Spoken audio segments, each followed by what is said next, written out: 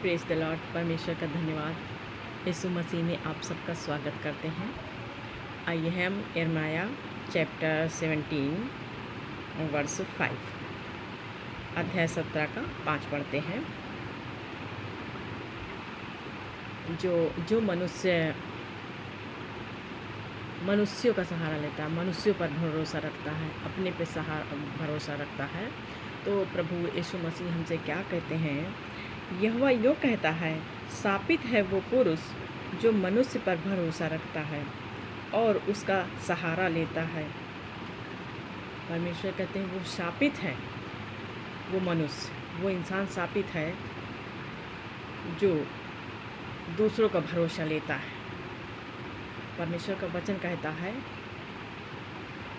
तो परमेश्वर पे भरोसा रखना, वरन संपूर्ण मन से यहोवा पर ही भरोसा रखना, अपनी समझ का सहारा न लेना।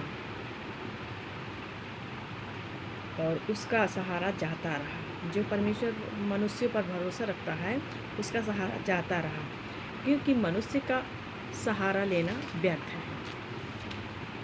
हमें चाहिए कि परमेश्वर का सहारा लें, क्योंकि वो सर्वशक्तिमान परमेश्वर है, जो सदा हमारे साथ रहने वाला परमेश्वर है, जिसका मन यहोवा से भटक जाता है।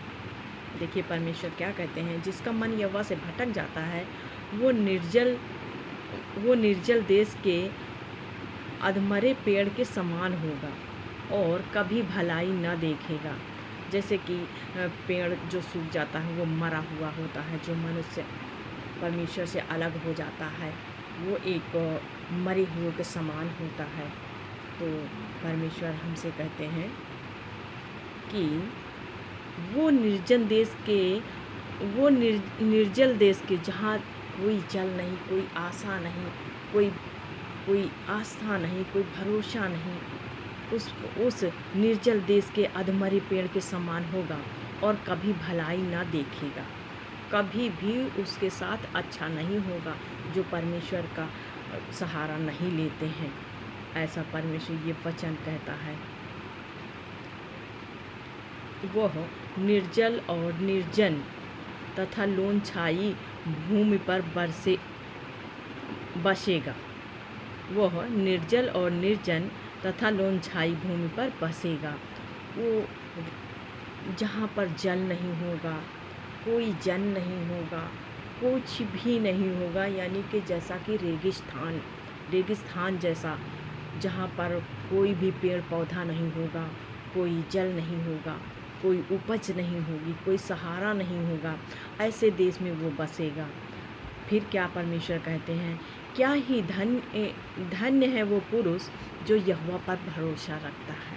वो ब्लेस है, वो आशीषित है पुरुष जो परमेश्वर पर भरोसा रखता है। वो उस देश के समान होगा जो नदी के किनारे लगा हो,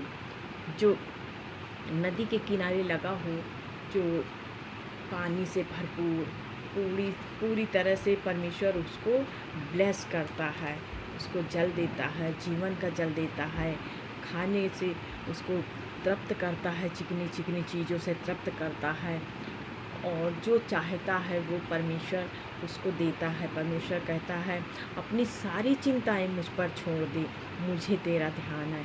ऐसा कोई कह सकता है?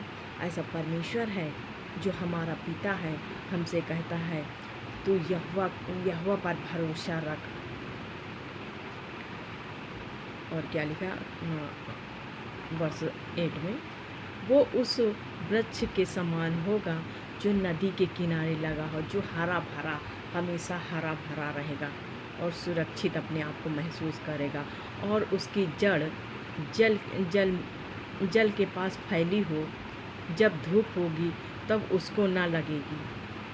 जब वो परमेश्वर के बातों में, परमेश्वर की शिक्षा पर चलेगा, उसके परमेश्वर का जल उस पर वर्षा करेगा ताकि वो हरा भरा बना रहे। हमेशा परमेश्वर उसको आशीष देगा, आशीषों से भरा रखेगा।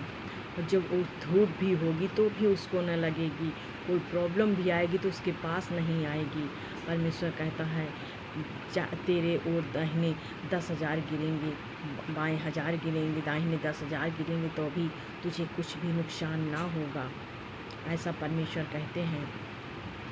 और उसके पत्ते हरे रहेंगे, हमेशा वो ब्लेस रहेगा, हमेशा वो परमेश्वर की आशीष उस पर बनी रहेगी।